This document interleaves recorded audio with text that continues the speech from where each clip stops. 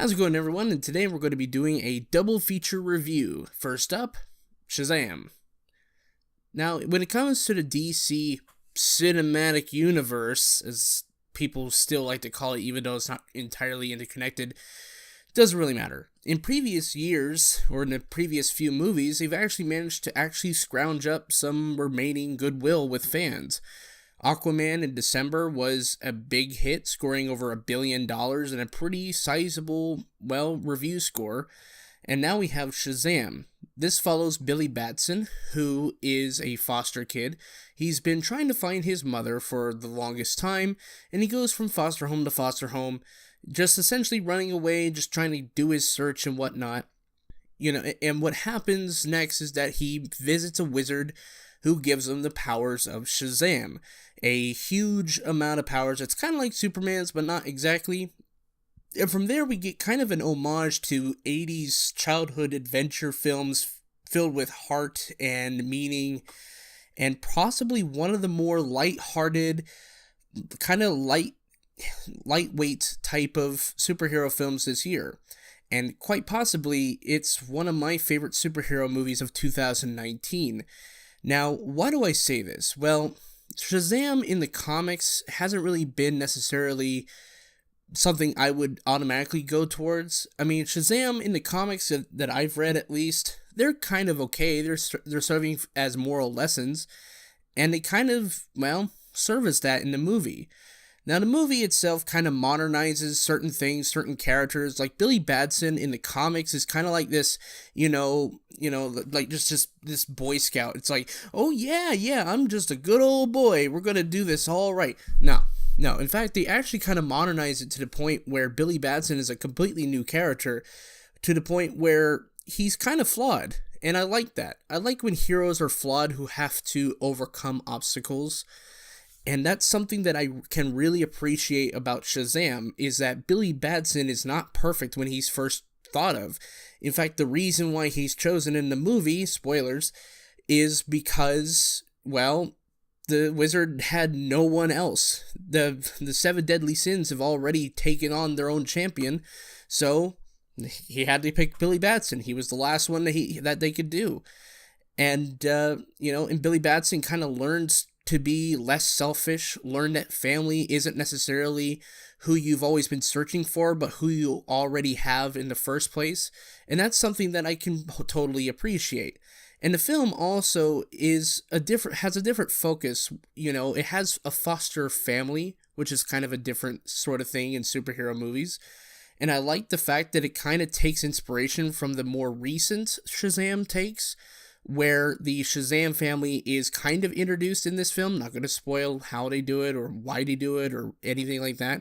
But suffice to say, it was a pretty good moment in the film that really further emphasizes the power of family and bonds between newly found family members. And it's really good. It's a really good take, and I wholeheartedly appreciate what they have done with this film. And also, the main factor in this whole case is down to the director. The director for this film is a person that has been around in the horror scene for the last couple years. He did Annabelle Creation, he did Lights Out, and Lights Out was also started out as a short YouTube film that, the director had been on YouTube for years, and then he finally is brought up to the big leagues, and here he is. He's directing Shazam. And the best way I can describe Shazam is big meets superheroes. That's the best way I could do it. The characters in this movie are so enjoyable. Jack Dylan Grazer playing Freddie Freeman. He's enjoyable. He's like that nerdy guy who always gets beat up at school, but he's also like one of the most passionate people behind superheroes. He's a really good super fan. He's a good serving point in the moral compass sort of scene, and I like the way that he kind of brings the best out of Billy Batson, learning how to be less selfish with his powers and more, kind of allowing others to kind of get in on the action as well. Billy Batson's arc in this film is pretty good. But now we have to talk about the villain. The villain, I feel, is a bit cliched as to what his overall goal is, but I do appreciate the fact that it kind of mirrors that of Billy Batson's. Some of the best villains are sometimes the mirror of our hero. So, for example, Doc Ock in Spider-Man 2, I felt was a really good mirror villain. I really appreciate that. He's a bit of a sympathetic sort of villain in a way, due to how he was treated. But at the same time, he's still an evil bastard. There is certain cameos in this film that I wholly appreciate that I will not spoil. And let's just say it's kind of a early 2000s TV show reference, but you'll have to watch for it. Mark Strachan as the villain, he's a pretty good villain. His sort of villain is kind of the twisted version of Harry Potter. Just keep that in your head. I'm not going to spoil anything, but keep that little note in your head because it actually makes sense, like when you go to see it. So yeah, I have no qualms, other than maybe the third act fight is a bit too long, drawn out. But aside from that, it's kind of dark in some places. It's very funny. The convenience store scene that has been played up in the trailers is a lot more funny in the movie than it was. Granted, I think they kind of stretch it out a little bit too long, but regardless, it's still hilarious. And there's other hilarious scenes too. They even have this really nice nod to Big in the movie. I'm not going to spoil how, but it's also really cool. So what am I going to give Shazam? Well, I'm going to give Shazam an A-. Whew, that's a big thing. And hopefully Joker in October is also good. I keep hearing some good things. I watched the trailer. It looks pretty good. Hopefully that's good. So we're going to take a little bit of a break, and then we're going to come back and talk about the second movie I saw. So stay tuned.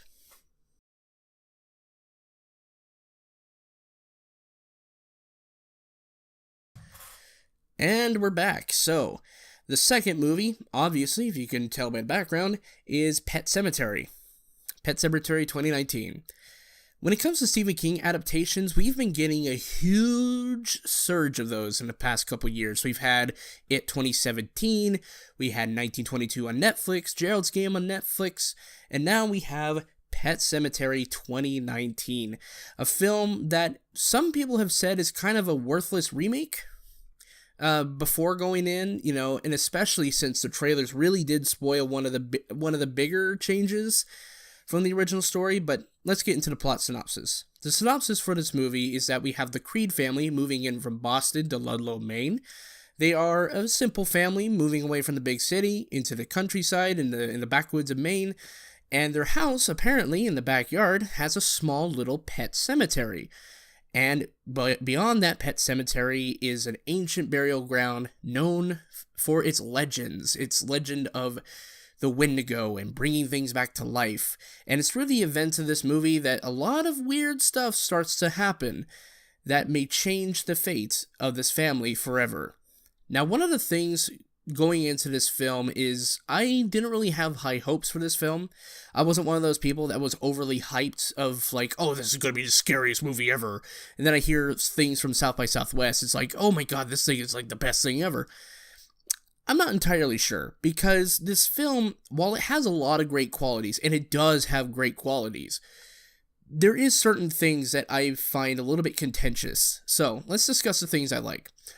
In comparison to the original, the acting is far above what the original did. The original has some really dated acting performances, especially from the main character, Louis Creed, and he wasn't that charismatic. And here, Jason Clarke, as well as every other family member and, other character in this movie, does a really good job portraying their characters. The best performances, by far, were the wife in this movie. I can't remember the person's name. We'll just put it on the screen. She did a really good job. She was very versatile in what she was promoting in her character. And then you have the daughter, who is, Ellie Creed, who is she's very good. She's a very good actress.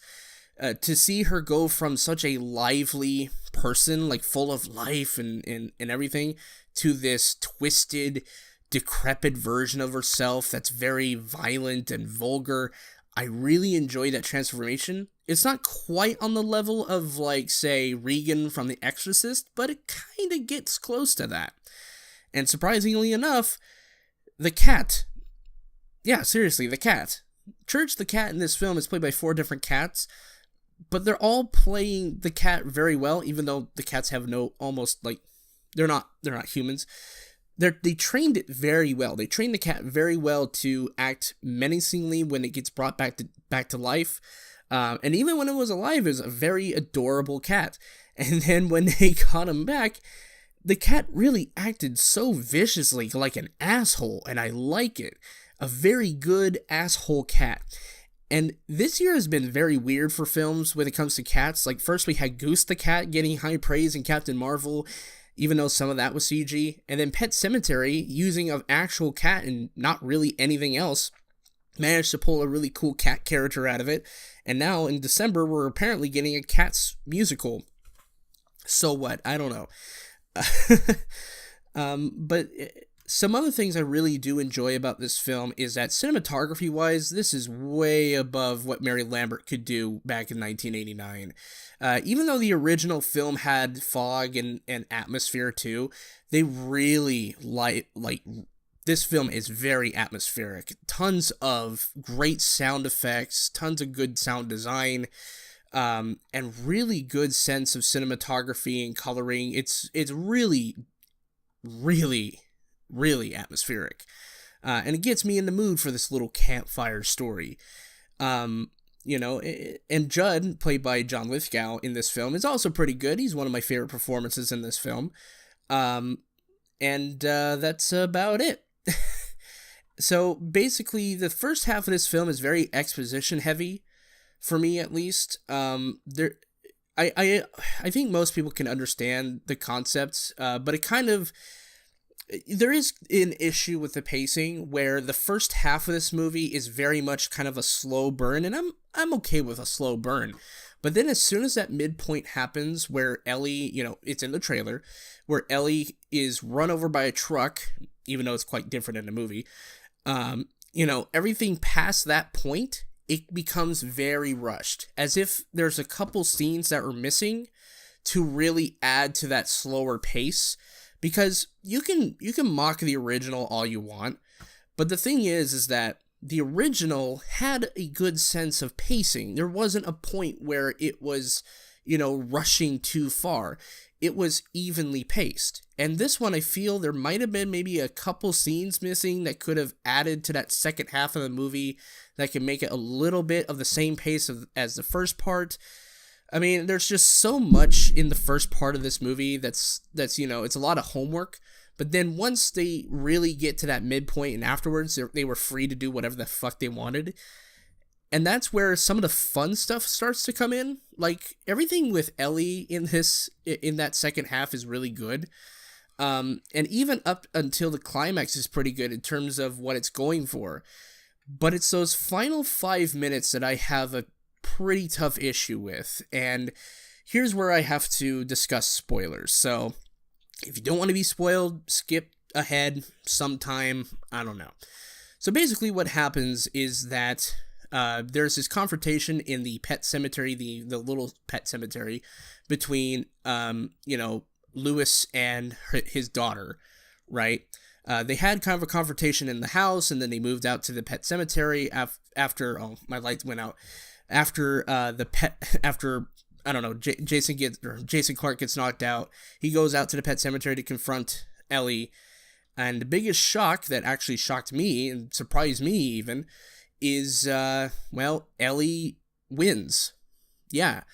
Ellie wins by having his wife be killed in the house, and then she takes her, surprisingly, like, unbelievably at most, she takes her up to the Pet Sematary to be buried, and then she comes back to life and kills Jason Clarke's character.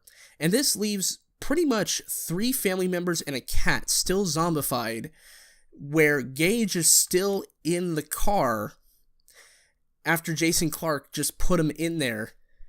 And pretty much unambiguously, we can assume that the kid's dead. This is where I have a problem with the film. it's not so much that I think that Jason Clarke dying is a bad thing. I think it would have been a lot more effective, a lot more creepier if Gage was left at his grandparents' house. Because how creepy would it really have been if he had to be scarred for life from the fact that his entire family is gone? It was kind of that whole angle is kind of the sort of angle that Dr. Sleep kind of plays with, where Danny Torrance from The Shining has to go back and relive some of these memories to effectively get rid of this childhood trauma that he experienced with his dad in The Shining. And it would have been really interesting to see, that happen in Pet Sematary. But apparently that ending that I just talked about with Pet Sematary, the new one, was a studio note. So just like in the original film, a studio note made it into the final cut. And apparently the original ending is less fucked up than what happened here. So I'm not entirely sure what exactly will be the alternate ending, but apparently it will be included onto the Blu-ray, and I hope it does, because I would love to see what other take it was. As a whole, this is a fine film, but I think for the ending, it's going to be a bit of a mixed bag for a lot of people. Personally, I don't like the ending. Even my sister, who I went with last night, she was like, "This is bullshit," I don't know. For me, it's a nice movie. It's fine. There's a lot of great stuff about it. It's just that final 5 minutes that doesn't work for me. And again, I still like the original Pet Sematary fine. So both of these movies are fine. I just like the original a little bit more than this remake, even if it has a little bit more polish. So yeah, I'm going to give Pet Sematary a C-. So yeah, next week there's not going to be any reviews. I wanted to cover Hellboy, but I have a music video shoot to go do. But I will be reviewing it the following week, and I've already pre-ordered my tickets for Endgame, so there is a guarantee that I'll be reviewing Endgame. So yeah, that's it for this video, and my light went out, so I gotta go charge it. So I'll see you guys in the next video. Peace.